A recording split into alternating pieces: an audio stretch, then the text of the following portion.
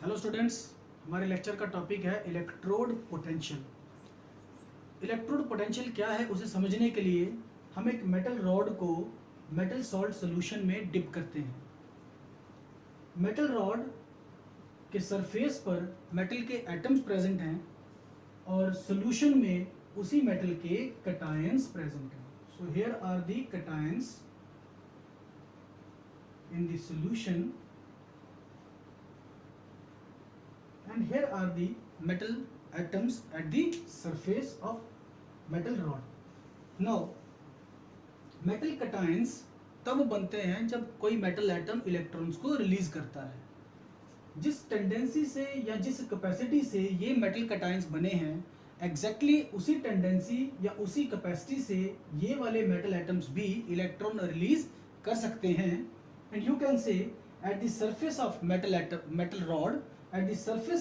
rod, metal atoms lose electrons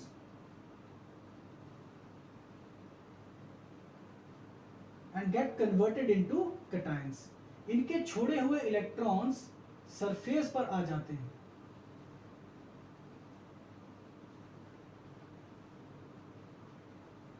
और एक stationery layer बनती है नेगेटिव चार्ज की। Metal atoms which are present at the surface of metal rod are losing electrons and forming a layer of negative charge at the surface. Surface पर ही एक layer बन रही है नेगेटिव चार्ज की, क्योंकि मेटल एटम्स मेटल कैटायन में convert हो सकते हैं, और एक लेयर बन रही है पॉजिटिव चार्ज की सॉल्यूशन में जिसे मेटल कैटायंस बना रहे हैं। There is a potential difference created between the stationary layer at the surface of metal rod and the positive charge layer in the solution.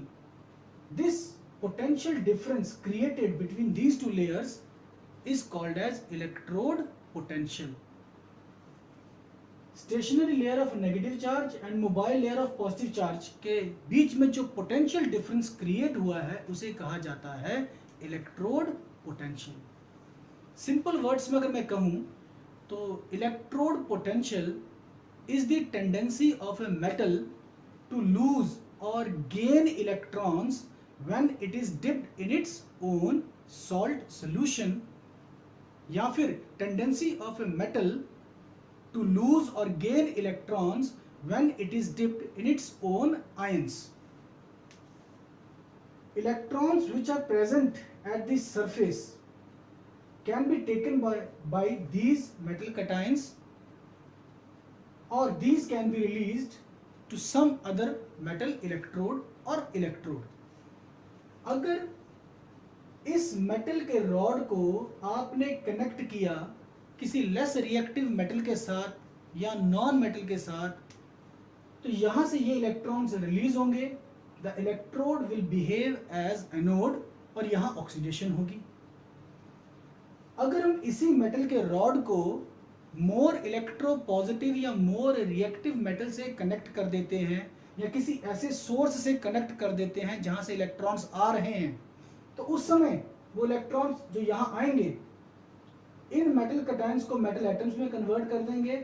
ये इलेक्ट्रॉन्स ये मेटल कैटायंस ले लेंगे and reduction will take place here. That means ये electrode anode की तरह behave कर सकता है ऑक्सीडेशन के दौरान, तो कैथोड की तरह बिहेव कर सकता है रिडक्शन के दौरान। So oxidation as well as reduction is possible at this electrode. अगर ऑक्सीडेशन होगी तो पोटेंशियल को हम ऑक्सीडेशन पोटेंशियल कहेंगे, ई ऑक्स से रिप्रेजेंट किया जाएगा, और अगर रिडक्शन होगी तो हम इसे रिडक्शन पोटेंशियल कहेंगे। Electrode potential will be called as oxidation potential if oxidation takes place, and it will be called as reduction potential if reduction takes place at the electrode. किसी भी एलिमेंट के लिए उसका ऑक्सीडेशन पोटेंशियल उसी के reduction potential का negative होता है। फॉर एग्जाम्पल अगर मैं बात करूं जिंक की, तो जिंक के लिए under standard conditions reduction potential -0.76 volt है। अंडर स्टैंडर्ड कंडीशंस का मतलब 298 केल्विन 1 मोलर कॉन्सेंट्रेशन और अगर गैस प्रेजेंट है तो 1 bar pressure. Under standard conditions electrode potential of zinc is -0.76 volt. तो स्टैंडर्ड कंडीशंस पे इसी जिंक का ऑक्सीडेशन पोटेंशियल +0.76 वोल्ट होगा। Under standard conditions electrode potential को हम स्टैंडर्ड इलेक्ट्रोड पोटेंशियल कहते हैं। उस समय हम E के साथ, कैपिटल E के साथ एक नॉट लगा देते हैं कुछ इस तरीके से। So this not is indicating standard conditions. So standard electrode potential, standard reduction potential of zinc di positive oblique zinc is -0.76 volt. किसी भी इलेक्ट्रोड का इलेक्ट्रोड पोटेंशियल कितना है उसे मेजर करने के लिए हमें ज़रूरत पड़ती है एक स्टैंडर्ड इलेक्ट्रोड की। वैसे तो बहुत सारे स्टैंडर्ड इलेक्ट्रोड्स होते हैं, for example amalgam electrode, calomel electrode, hydroquinone electrode etcetera, लेकिन हम जो कॉमनली यूज़ करते हैं वो है आपका hydrogen electrode. Hydrogen electrode standard conditions में 298 केल्विन पे 1 मोलर HCl लिया जाता है। स्टैंडर्ड हाइड्रोजन इलेक्ट्रोड को बनाने के लिए स्टैंडर्ड कंडीशंस पे 298 केल्विन पे 1 मोलर HCl लेना है और इसी 1 मोलर HCl गैस के सरफेस पर हमें हाइड्रोजन गैस को रखना है at 1 bar pressure. This setup is कि कॉपर की वायर या कोई भी वायर आएगी, यहां प्रेजेंट मरकरी में डिप होगी। Mercury is in contact of a platinum plate which is coated with platinum black and obviously this wire is of platinum. So platinum wire connect कर रही है मरकरी को platinum plate के साथ। This electrode is your standard hydrogen electrode if the temperature is 298 Kelvin. So 1 molar HCl जिसमें कि platinum की plate को डिप कर रखा है, इसी 1 molar HCl के सरफेस पर हाइड्रोजन गैस प्रेजेंट है एट 1 बार प्रेशर। इस इलेक्ट्रोड पर ऑक्सीडेशन और रिडक्शन दोनों ही पॉसिबल हैं, दोनों ही फिजिबल हैं। During oxidation hydrogen gas dissolved in 1 molar HCl gets converted into H positive ions. During oxidation, during reduction, H positive ions which are already present in the solution get converted into H2. जो H2 gas dissolve हो रखी है 1 molar HCl में, obviously किसी भी liquid के surface पर अगर कोई गैस प्रेजेंट होती है तो वो उस लिक्विड में थोड़ी या ज़्यादा डिसॉल्व ज़रूर होगी। तो 1 मोलर HCl के सरफेस पर अगर मैंने H2 गैस को रखा है तो ये H2 गैस 1 मोलर HCl में डिसॉल्व ज़रूर होगी। वो जो H2 गैस डिसॉल्व हो रखी है it can be converted into H positive ions if oxidation is taking place at this electrode. और अगर इसी इलेक्ट्रोड पर रिडक्शन होती है तो जो H positive ions 1 molar HCl में प्रेजेंट हैं वो H पॉजिटिव आयंस इलेक्ट्रॉन लेकर के H2 बना देंगे। So we can say the electrode, standard hydrogen electrode can behave as anode as well as it can behave as cathode. चाहे ये anode की तरह बिहेव करे, चाहे ये कैथोड की तरह बिहेव करे, चाहे ये एनोड की तरह बिहेव करे बेटा ऑक्सीडेशन के जरिए, चाहे ये कैथोड की तरह बिहेव करे रिडक्शन करके, दोनों ही केसेस में इसका जो इलेक्ट्रोड पोटेंशियल है it is 0 volt. So standard hydrogen electrode का पोटेंशियल 0 होता है, ऑक्सीडेशन पोटेंशियल भी और रिडक्शन पोटेंशियल भी। किसी भी मेटल का अगर मैं इलेक्ट्रोड पोटेंशियल मेजर करना चाहता हूं तो उस समय मुझे उस मेटल इलेक्ट्रोड को कनेक्ट करना पड़ेगा स्टैंडर्ड हाइड्रोजन इलेक्ट्रोड के साथ। For example This standard hydrogen electrode is connected with a metal rod dipped in metal salt solution, and the metal rod for instance is copper. मान लेते हैं कि ये आपका कॉपर है और डिप कर रखा है इसको आपने कॉपर सल्फेट सॉल्यूशन में. Copper rod is dipped in copper sulphate solution. क्योंकि कॉपर हाइड्रोजन के कंपैरेटिवली लेस इलेक्ट्रोपॉजिटिव है, तो यहां पर होगी ऑक्सीडेशन. इलेक्ट्रोड एनोड की तरह बिहेव करेगा कुछ ऐसे. If you want you can write H2 gas here and AQ aqueous here with H positive ions. तो hydrogen gas which is dissolved in 1 molar HCl will be converted into H positive ions. Electrons जो release होंगे वो यहां से बाहर निकलेंगे और यहां पर आकर के एब्जॉर्ब होना शुरू होंगे यहां प्रेजेंट. क्योंकि अगर ये इलेक्ट्रोड एनोड की तरह बिहेव कर रहा है तो ये इलेक्ट्रोड कैथोड की तरह बिहेव करेगा. यहां पहुंच करके इलेक्ट्रॉन्स कॉपर डाइपॉजिटिव से कंबाइन होकर बनाना शुरू कर देंगे copper. Copper dipositive absorbs electrons and forms copper. Reduction हो गई, कैथोड बन गया. सो एनोड का जो पोटेंशियल है वो है 0.00 वोल्ट और कैथोड पर जो पोटेंशियल आएगा इस समय वो है आपका प्लस 0.34 वोल्ट. एनोड का पोटेंशियल 0.00 वोल्ट है और कैथोड का जो पोटेंशियल है 0.34 वोल्ट है और वो रीडिंग आपकी आएगी वोल्ट मीटर में जिसको हमने यहाँ पे लगा रखा है. So this setup is made to just know what the electrode potential of the metal is. क्योंकि हाइड्रोजन का इलेक्ट्रोड पोटेंशियल आपका 0 है तो जो भी वोल्ट मीटर में मेरी रीडिंग आ रही है it will be considered as the electrode potential of metal.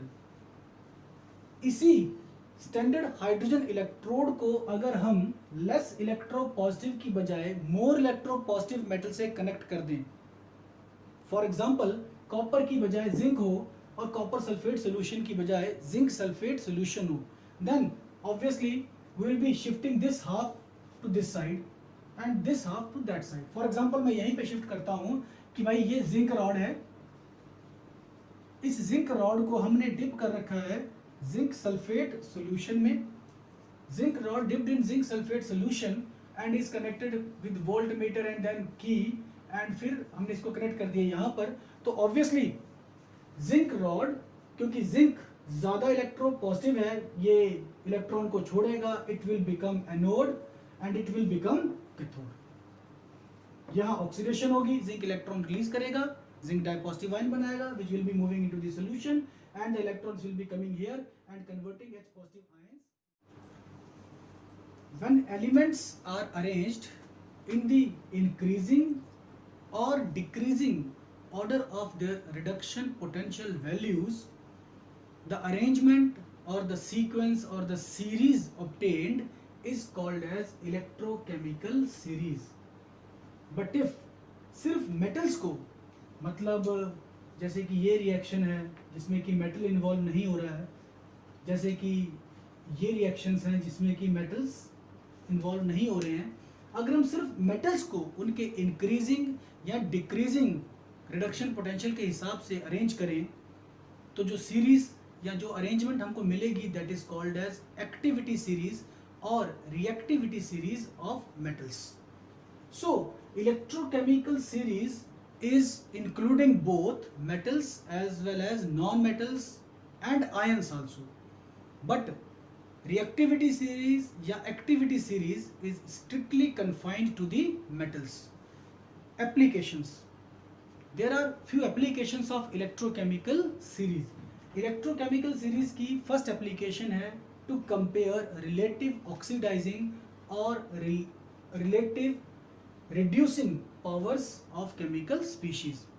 हम रिडक्शन पोटेंशियल वैल्यूज को जो कि इलेक्ट्रोकेमिकल सीरीज के जरिए हमको मिल रही हैं उनको देखकर ये बता सकते हैं कि कोई भी एलिमेंट कितना अच्छा ऑक्सीडाइजिंग एजेंट है अगर आप दो एलिमेंट्स आपको दिए जाते हैं. For example we are given fluorine and chlorine and you are asked which among these two is better oxidizing agent. Oxidizing agent is the chemical species that undergoes reduction, जो ज्यादा आसानी से रिडक्शन शो करेगी, जिसका reduction potential ज्यादा positive होगा, वो ज्यादा अच्छा oxidising agent. So we can say fluorine is better oxidising agent as compared to chlorine, क्योंकि फ्लोरीन का रिडक्शन पोटेंशियल प्लस 2.87 वोल्ट है, जबकि क्लोरीन का रिडक्शन पोटेंशियल प्लस 1.36 वोल्ट है. So fluorine is better oxidising agent as compared to chlorine. That means जिस element का reduction potential high होगा, greater होगा, वो ज्यादा अच्छा ऑक्सीडाइजिंग एजेंट होगा.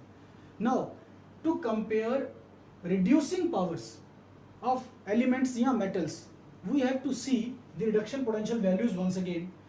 जिस मेटल का या जिस एलिमेंट का रिडक्शन पोटेंशियल कम होगा या मोर नेगेटिव होगा, वो ज्यादा अच्छा रिड्यूसिंग एजेंट होगा, उसकी रिड्यूसिंग पावर ज्यादा अच्छी होगी. For example, if somebody says which among aluminium and iron is better reducing agent, तो हमारा आंसर आएगा aluminium is better reducing agent, because aluminium का जो रिडक्शन पोटेंशियल है वो -1.66 वोल्ट है, जबकि आयरन का जो रिडक्शन पोटेंशियल है वो -0.44 वोल्ट है. सो आयरन का रिडक्शन पोटेंशियल लेस नेगेटिव है, जबकि अल्यूमिनियम का रिडक्शन पोटेंशियल मोर नेगेटिव है. सो एलिमेंट मेटल और element with greater negative value of reduction potential is more stronger reducing agent. Therefore अगर हमें कुछ एलिमेंट्स और उनके रिडक्शन पोटेंशियल दिए जाते हैं, for example I am given some E not values, mg di positive upon mg plus 2.36 or 37 volt. We are also given E naught Na positive upon Na plus 2.71 volt. We are given E naught zinc dye positive upon zinc minus 0. Sorry for the mistake beta, it's your negative values, 76 volt. E naught Fe dye positive upon Fe minus 0.44 volt. and we are asked कि भाई इन elements को उनके increasing reducing power के हिसाब से arrange करो. तो हम सबसे पहले लिखेंगे आयरन, इससे अच्छा रिड्यूसिंग एजेंट जिंक, इससे भी अच्छा आपका रिड्यूसिंग एजेंट होगा मैग्नीशियम, और उससे भी अच्छा आपका रिड्यूसिंग एजेंट होगा sodium. So, metal with greater negative reduction potential value is better reducing agent. Second application of the electrochemical series is to compare relative activities of metals. यानी कि metals कितने reactive हैं. जिस metal का reduction potential ज़्यादा negative होगा, वो ज़्यादा अच्छा metal है, ज़्यादा reactive metal है, ज़्यादा electropositive metal है. So if somebody asks you which among your sodium, potassium, calcium is better or more reactive, so we will be saying कि potassium is more reactive among potassium, sodium and calcium, and sodium is least reactive metal among these three. मतलब ये कि calcium से भी कम reactive है आपका sodium, क्योंकि calcium का रिडक्शन पोटेंशियल ज्यादा नेगेटिव है, जबकि सोडियम का रिडक्शन पोटेंशियल लेस नेगेटिव है. So greater negative value of the reduction potential indicates greater reactivity of the metal. Then third application is to calculate और to determine standard EMF of a cell. First of all, what the EMF is. EMF, electromotive force, the potential difference created between two electrodes of an electrochemical cell when no voltage is drawn out of it. अगर हम किसी भी electrochemical cell से किसी तरह की voltage obtain नहीं कर रहे हैं, बाहर नहीं निकाल रहे हैं, उसको यूज नहीं कर रहे हैं, उस समय इलेक्ट्रोकेमिकल सेल कि दोनों इलेक्ट्रोड्स के बीच में जो पोटेंशियल डिफरेंस क्रिएट होता है, that is called as electromotive force. In simple words, the maximum obtainable voltage of a cell is called electromotive force. Electromotive force निकालने के लिए we use this relation EMF of cell, जिसको कि हम E cell से represent करते हैं under standard conditions. I will be using the naught here. So E not cell is equals to E not cathode minus E naught anode in terms of reduction potentials. It is much obvious कि अगर मैं reduction potential की बजाय oxidation potential लूंगा तो formula बन जाएगा E naught anode minus E naught cathode. So I am taking only reduction potential values. तो E naught cell, standard EMF of the cell is standard reduction potential of cathode minus standard reduction potential of anode. For example, अगर ये cell मुझे दिया जाता है zinc which is behaving as anode and copper is behaving as cathode. The cell given to me is zinc dye positive 0.05 molar, salt bridge, copper dye positive 0.01 or 0.05 molar copper. मुझसे कहा जाता है कि इस सेल का standard EMF निकालिए, E not cell निकालिए. So what I am going to use, I am going to use this formula. E not cell will be E not cathode. Copper is behaving as cathode क्योंकि copper di positive copper में convert हो रहा है, जबकि ये आपका behave करेगा anode. Conventionally anode is written on the left side and cathode is always written on the right side. R for right, R for reduction. So reduction जहाँ होती है वो cathode होता है, तो हम कहेंगे cathode right side पे आएगा. तो E naught cell is E naught copper dye positive upon copper minus E naught zinc dye positive upon zinc. अब ये values मुझे यहाँ से देखनी है. For zinc, the value is going to be minus 0.76 volt, and for copper, the value is going to be plus 0.34 volt. So I'll be writing here plus 0.34 volt minus 0.76 volt, and ultimately my answer will be plus 1.10 volt. तो हम standard reduction potential values की help से या electrochemical series की help से किसी भी cell का, किसी भी गिवन सेल का स्टैंडर्ड EMF कैलकुलेट कर सकते हैं. The fourth application is to predict spontaneity of a redox reaction. किसी भी रिडॉक्स रिएक्शन की स्पॉन्टेनिटी को प्रिडिक्ट किया जा सकता है with the help of your electrochemical series. मतलब ये पता लगाया जा सकता है कि भाई कोई भी रिडॉक्स रिएक्शन अपने आप होगा या नहीं होगा. फॉर एग्जाम्पल,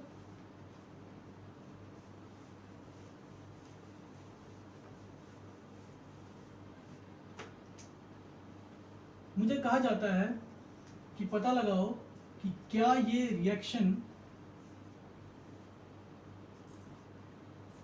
स्पॉन्टेनियस है या नहीं है.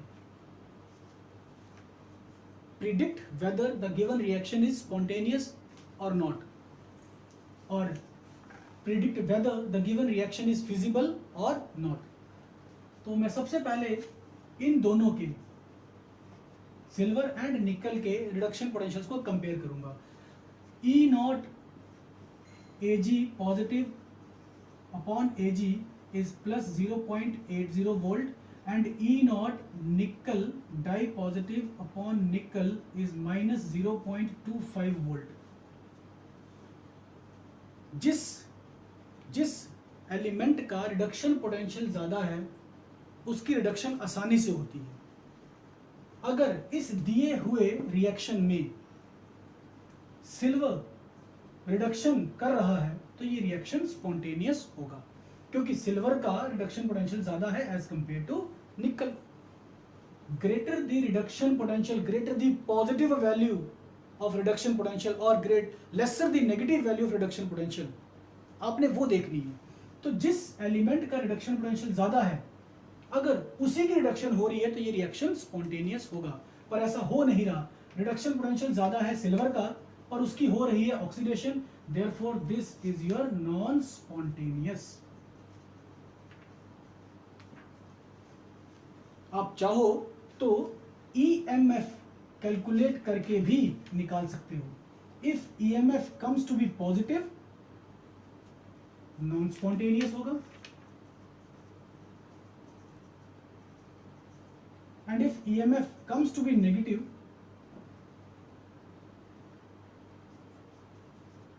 sorry for the mistake beta, if EMF comes to be positive, spontaneous होगा, and if EMF comes to be negative, it's non-spontaneous।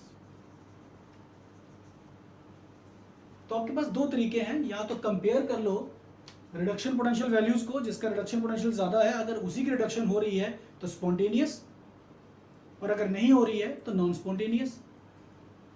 या फिर EMF निकाल लो, अगर EMF पॉजिटिव आएगा तो रिडॉक्स रिएक्शन स्पॉन्टेनियस होगा, और अगर EMF नेगेटिव आएगा तो रिडॉक्स रिएक्शन नॉन स्पॉन्टेनियस होगा। And next we can find whether a metal when dipped into an acid releases hydrogen gas और नॉट।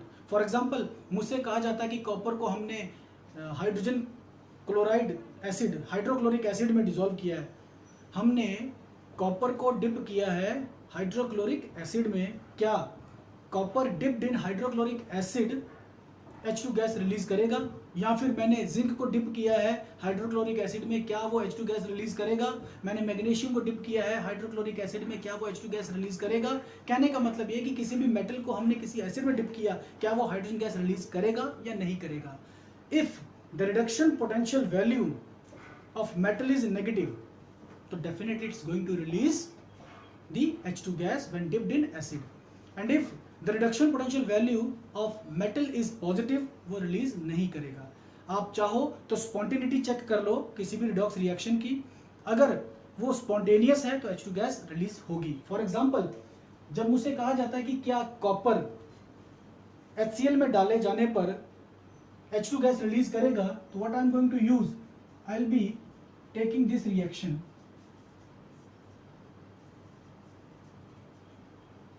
और मैं चेक करूंगा कि क्या ये रिएक्शन स्पॉन्टेनियस है। I can write this reaction like wise copper absorbing copper releasing electrons and giving me copper dye positive, H positive absorbing electrons and forming H2। मुझे check करना है कि क्या ये रिएक्शन फिजिबल है या नहीं है। So I have to check the feasibility of this redox reaction by the above formula. अगर ये रिएक्शन फिजिबल है तो H2 गैस रिलीज होगी, और अगर फिजिबल नहीं है तो H2 गैस रिलीज नहीं होगी। Thanks for watching this video.